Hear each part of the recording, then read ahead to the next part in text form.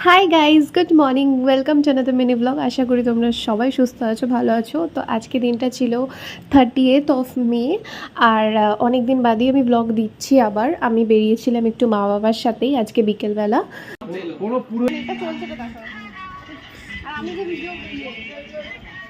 তো এখানে সবাই মিলে গল্প করছিল, তাই জন্য একটু ওয়েট করে গেছিলাম আমরা। আর এখানে আমি মার বাবাকে ভিডিও বানিয়ে দিচ্ছিলাম।